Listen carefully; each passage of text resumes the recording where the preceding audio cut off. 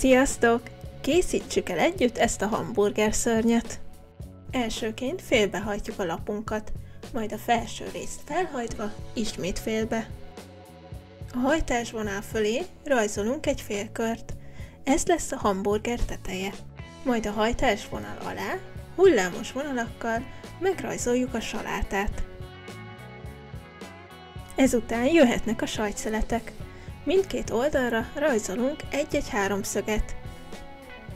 Középre jöhetnek a paradicsomszeletek. Ígyni. Most megrajzoljuk a hússzeletet, és végül a hamburger buci alját. A tetejére kis szezámmagok kerülnek. Ide pedig megrajzoljuk a szemeit.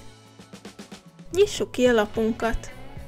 Itt alul hosszabbítsuk meg a vonalakat, és kössük össze őket. Felül is ismételjük meg ezt a lépést. Majd cikcakkos vonalakkal rajzoljuk meg a fogait. Ugyanezt csináljuk meg alul is.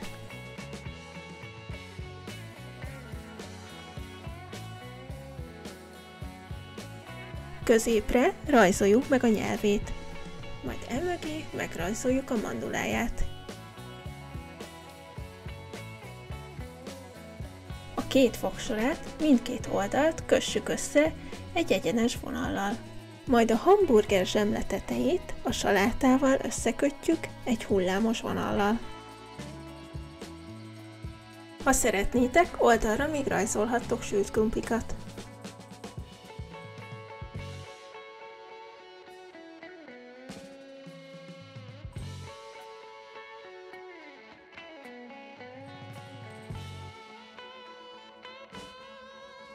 Ha készen vagytok, színezzük ki!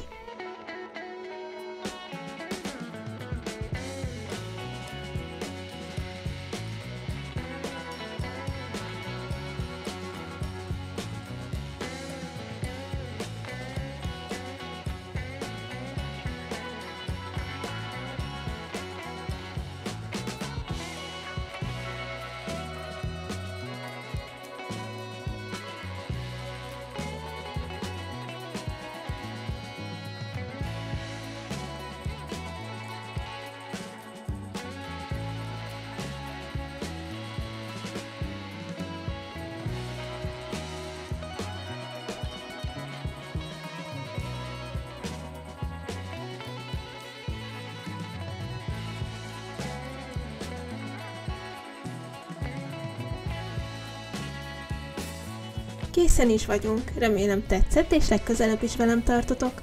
Ne felejtsetek el feliratkozni. Sziasztok!